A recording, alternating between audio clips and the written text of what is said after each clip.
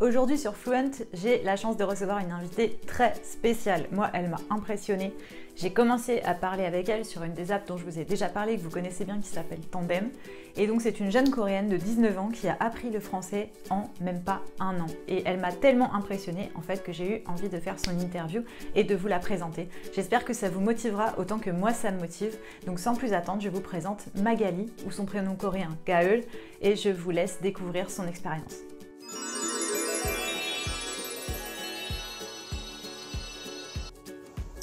Bonjour à tous, je m'appelle Magali, j'ai 19 ans et je suis coréenne. Je suis étudiante en littérature coréenne, c'est ma première année d'école.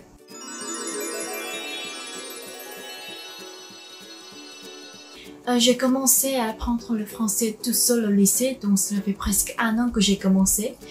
Et j'ai vu beaucoup de films français depuis mon enfance à cause de ma maman, qui est une cinéphile. Les vieux films comme La Nouvelle Vague, les derniers films, etc. Il y a vraiment divers films que j'ai vus. J'étais une grande fan de cinéma français.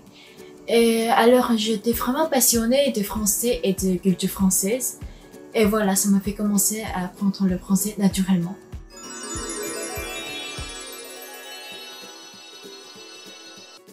Au début, j'ai étudié le français avec un livre pour débutants. Voici mon livre. Avec ce livre, j'ai appris la grammaire du base du français. Mais ce qui a vraiment amélioré mon niveau de grammaire était le chat avec des francophones. Je parlais beaucoup à mes potes français et belges en français sur une appli de conversation. J'ai appris plus de français par les conversations que par le livre. Et aussi, j'ai changé la langue de mon ordi et mon portable en français. Et pour la prononciation, j'ai essayé d'écouter le français sans cesser partout. Je n'ai vu que des films français, j'ai toujours regardé les actualités françaises comme TV5 Monde ou TF1 et les talk shows aussi comme C'est à vous, L'invité, Thé au café, etc. Et en plus, je kiffe traduire et sous-titrer les interviews des acteurs et actrices que j'aime en coréen. Surtout, j'ai traduit beaucoup de vidéos de Combini et je n'ai jamais pris de cours.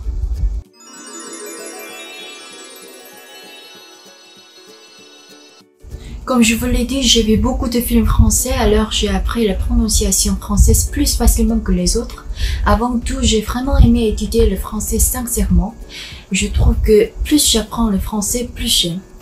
Et je pense que c'est pourquoi j'ai pu apprendre le français vite et sans m'ennuyer jusqu'à présent.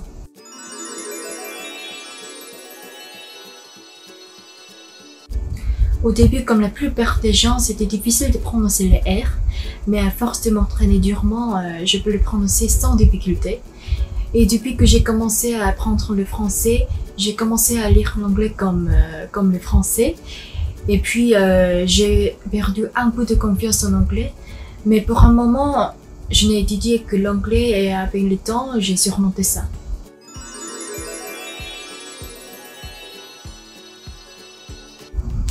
Je trouve que mon point fort, c'est que j'ai des facilités à apprendre la prononciation. Par exemple, si je regarde quelques films espagnols, je peux prononcer correctement l'espagnol en un temps très court.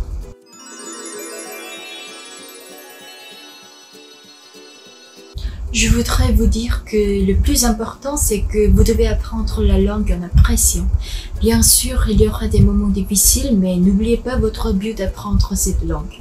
Il ne faut jamais perdre l'enthousiasme du début.